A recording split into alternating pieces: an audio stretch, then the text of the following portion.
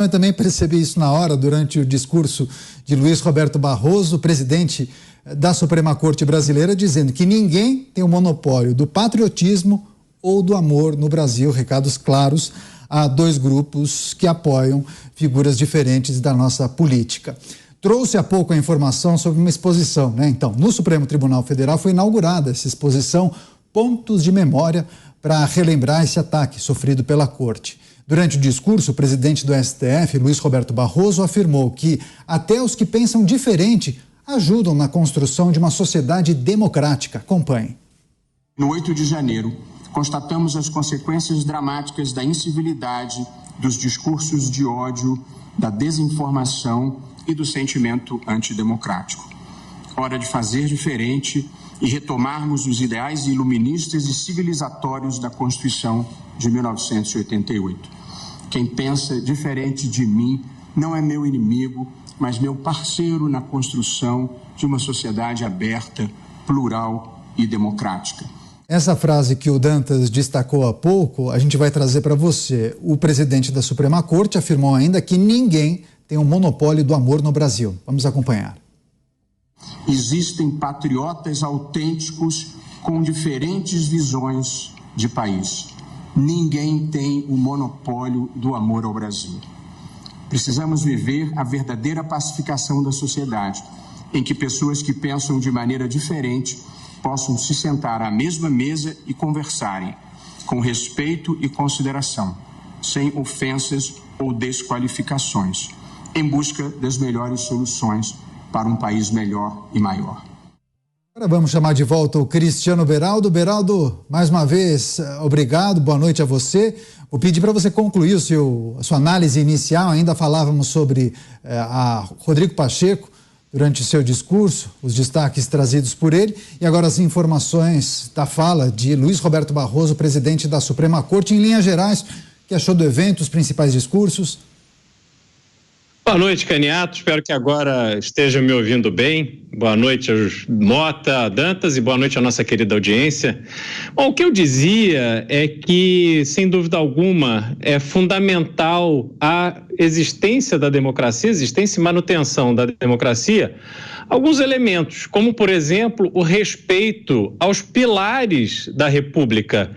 Quando você tem simbolizado no prédio dos três poderes tudo aquilo que deveríamos representar e defender, claramente não se pode tolerar um ataque, uma invasão, depredação.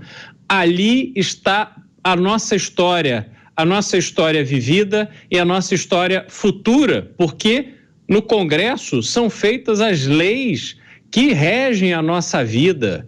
Dentro do Palácio do Planalto, ora ocupado por quem gostamos, ora ocupado por quem não gostamos, não admiramos, mas ali está a sede da Presidência da República, onde decisões importantíssimas são tomadas e que influenciam a nossa vida. E o Supremo Tribunal Federal, que representa a justiça cega, equilibrada, aquela que coloca sobre todos, independente de origem, condição financeira, o manto da proteção da lei. Só que quando isso é atacado, a gente precisa fazer uma avaliação, e aí eu queria pegar o gancho do que disse o Dantas, que você tem uma curva de aprendizado, você precisa aprender o que é o seu país, o sentido de defender, de amar e defender o seu país. Esse é o grande desafio do Brasil. Porque isso, antigamente, eu tive aula de educação moral e cívica, era um esforço de fazer com que as pessoas compreendessem, os jovens, né? Isso você tem que começar muito cedo, para que você entenda o que é o país. Hoje em dia já não há mais esse tipo de educação e isso é um erro. Eu me lembro quando eu tinha 16 anos de idade, fui fazer intercâmbio no interior do estado da Geórgia, nos Estados Unidos, e fui lá para uma escola pública, estudava lá com aquela comunidade local. E uma das aulas do dia era a aula de governo, que passava para os alunos todo esse entendimento do que era os Estados Unidos, do papel dos Estados Unidos, o papel que aqueles alunos poderiam desempenhar caso fossem as Forças Armadas, enfim, todo o contexto do cidadão dentro da sociedade. E havia um outro momento do dia aonde era feito o canto do hino nacional norte-americano e o juramento da bandeira. Isso era diariamente. Então, isso sim, dessa forma, você consegue ir construindo uma cabeça de pessoas que têm consciência do que é ser patriota, do que é defender o seu país e quais são os instrumentos democráticos para fazer isso.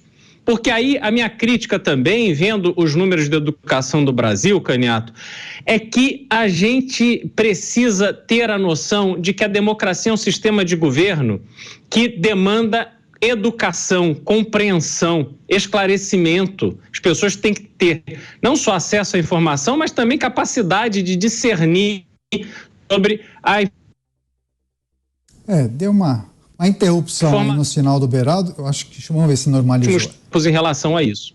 Algumas picotadas, viu, Beraldo? A gente vai tentar fazer um ajuste, mas deu para compreender, você conseguiu concluir o seu raciocínio. Um ano depois, né, Dantas, para além da recuperação dos espaços físicos, quais são os objetivos nesse processo de reconstrução institucional? O Beraldo discorreu sobre democracia e o quanto isso é preciso ser discutido também com a sociedade, com os pequenos, com os jovens, também nas escolas, enfim. São muitos desafios pela frente quando nós falamos da reconstrução institucional do país, né? De um evento como esse é o de marcar o episódio do ponto de vista histórico, atrair a audiência, né, no sentido de que os cidadãos, de maneira geral, a partir da mídia, da cobertura midiática desse evento, eles possam compreender, possam ter acesso a essa informação e compreender o que aconteceu e evitar que isso aconteça. Novamente, evitar que se repita um 8 de janeiro. Então, por isso, inclusive, foi aberta uma exposição lá no Supremo, com ali os materiais, né? Móveis, estátuas, até utensílios ali de uso, né? Da própria, do próprio Supremo e de outros poderes que foram destruídos por essa turba, né? Que entrou. A gente... de conhecimento público, de domínio público, as imagens das pessoas entrando, por exemplo, no Palácio do Planalto, com ferro na mão, quebrando as vitrines de exposição de elementos históricos, rasgando uma tapeçaria, rasgando uma pintura, tudo isso patrimônio nacional, parte do acervo do patrimônio histórico do país. Então, assim, o que você espera de uma pessoa que ela não compreende a importância do seu passado? Ela não entende o símbolo como algo a ser preservado, porque aquilo significa algo, aquilo remete a algum evento histórico, aquilo reproduz um momento, até a cultura de um determinado período. A pessoa que destrói uma arte simplesmente pelo prazer de destruir, ela não tem compreensão, efetivamente, do valor daquela arte, do valor artístico, do valor histórico, do significado daquilo. Ela não tem compreensão de nada. Por isso que eu digo, infelizmente, a falta de educação faz com que as pessoas não tenham nem a compreensão do que nós estamos falando, muitas vezes. Quantas vezes vocês que me acompanham aqui na bancada escrevem alguma coisa no Twitter e aquilo, ou gravam um vídeo, ou falam aqui e depois reproduzem nas redes e você daqui a pouco tem ali comentários que não tem absolutamente nada a ver com o que está sendo dito. Ou seja, as pessoas têm dificuldade em perceber, em decodificar o que está sendo dito. Então, assim, é um problema muito mais de fundo do que a gente possa imaginar. E esse movimento é um movimento de reunir o quê? 2.000, 3.000 pessoas, pegando aquelas que foram presas, as que não foram presas. Então, é um movimento absolutamente marginal, considerando, vamos dizer assim, o corpo da sociedade, inclusive aquele que pode discordar, não concordar com o resultado eleitoral, gostaria que fosse outro, etc., mas que não se reconhece naqueles que invadiram e depredaram. Não se reconhece naqueles que questionaram o sistema, que questionaram legalmente ali todo o processo. São pessoas que não olham e não se identificam. Por quê? Porque entendem que precisam, que a realidade ela precisa ser modificada a partir de um processo democrático e republicano. Simples assim. O giro com os nossos analistas. Mota, foi uma tentativa de demonstração de união nacional. A gente pôde perceber nesse evento de hoje várias autoridades, discursos que caminhavam para a defesa da democracia, o reforço da união do país, instituições fortes, sempre nessa linha, né? Vários ingredientes comuns a vários discursos. Agora, reforçar a democracia vai além da escolha de um representante, de um político, de um prefeito, governador, presidente da República. Esse debate, esse é um desafio que você tem que incluir o cidadão, ou seja, é um desafio diário, né? Daniel, você leu o meu pensamento, porque eu achei que ficou faltando exatamente isso, né? O cidadão. Ficou faltando o povo, ficou faltando perguntar ao cidadão. E você, companheiro, o que você acha da democracia? Você está satisfeito? E tem hoje uma família, especialmente a quem essa pergunta deveria ser feita, que é a família do sargento da Polícia Militar, Roger Dias, que levou 2 tiros na cabeça, dados por um marginal, que muita gente chama de reeducando, apenado, pessoa privada de liberdade, e que estava na rua. Repare, ele estava cumprindo pena, mas estava na rua, porque ele havia progredido para o regime semiaberto, que é uma invenção, uma inovação que eu acho que só existe na democracia brasileira. Então é preciso que a gente não esqueça esse pequeno detalhe que está no nome democracia, né? Se eu não me engano, demo aí quer dizer povo. Não é só com discursos, cerimônias, objetos, museus que se faz uma democracia. É preciso que o povo esteja presente. É preciso que o povo, que a palavra do povo, que o pensamento do povo, que o sentimento do povo signifique o que ele tem que significar. E aí eu vou abrir aqui um voto discordante do meu querido colega Dantas. A democracia é um sistema onde o povo faz as suas escolhas. Não é um sistema onde uma elite diz para o povo que ele não sabe o que ele quer e que ele precisa que a elite tutele o povo, venha atrás de mim, né? E o próprio Dantas levanta isso sempre aqui com muita propriedade. Ele fala contra essa coisa dos líderes ungidos, né, que guiam os iluminados que guiam a grande massa. Então, quando a gente está numa democracia, percebam, a gente vive esse dilema, porque na democracia a vontade da maioria tem que valer. Então a gente não pode dizer que a maioria não sabe o que quer, que a maioria é ignorante e que quem sabe são meia dúzia de pessoas que por algum motivo ou outro foram iluminadas. Esses são os desafios da democracia. Antes do Beraldo, acho que o Dantas quer fazer um comentário em cima disso que o Mota acabou de dizer. Eu em nenhum momento estou dizendo aqui que a democracia é feita de cima para baixo. A única coisa que eu estou dizendo é que, infelizmente, quando você tem uma elite, seja ela econômica ou política, que ela governa, ela se preocupa em governar pelo exemplo, ela se preocupa em dar o exemplo, com práticas republicanas, seguindo valores morais e éticos, você faz com que esse exemplo ele tenha um efeito cascata na própria sociedade, porque o sujeito que está lá embaixo e que olha para cima, ele vê assim, poxa, vale a pena agir corretamente, vale a pena empreender, vale a pena eu entrar na política, vale a pena eu pagar meus impostos. Agora, quando ele olha as instituições, os homens que ocupam, homens e mulheres que ocupam as instituições, e ele vê exemplos equivocados, ele começa a desacreditar das instituições. Ele começa a olhar aquilo e ele decide virar as costas também para esse sistema, para a própria estrutura de poder. Quem tem dinheiro vai embora do país, acha que não tem saída. Quantas pessoas eu encontro nas ruas e falam assim, o melhor caminho é o aeroporto. Quantas vezes já ouvimos isso acontecer?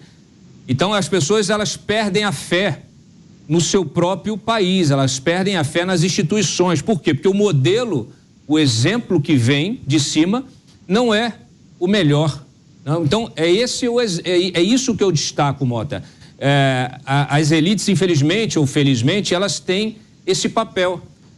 Não importa em que setor estão, mas aquelas pessoas que ocupam posição de destaque, e elas precisam usar essa posição de destaque para dar bons exemplos, ou senão a gente desacredita de tudo, né? Inclusive nós, profissionais, que temos aqui uma janela de exposição, que falamos o que pensamos, as pessoas também buscam se identificar com isso, e elas querem isso, elas querem que você defenda os princípios corretos, né?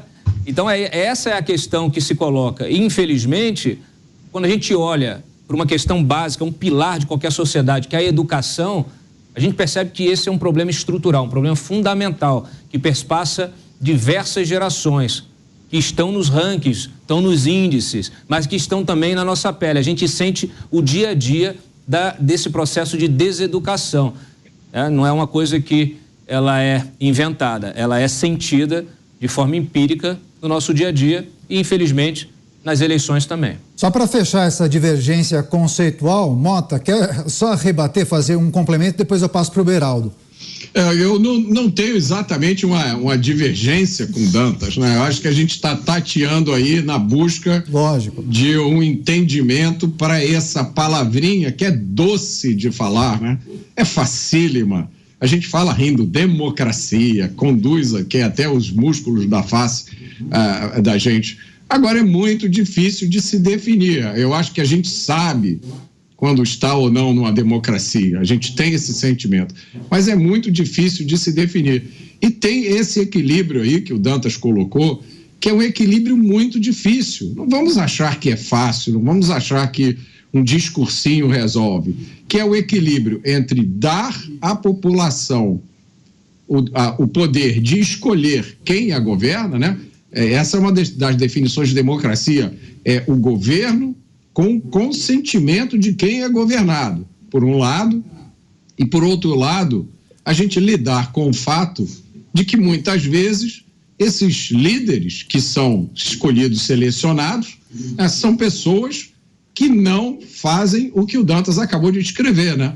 Não são os melhores exemplos, não são aquelas pessoas que a gente olha para elas e gostaria de convidar para um almoço no domingo com a família, ou são pessoas de quem a gente compraria um carro usado. Então, eu acho que esses dois elementos da democracia, a escolha popular e a qualidade dos líderes que nós escolhemos, são elementos sobre os quais a gente precisa pensar.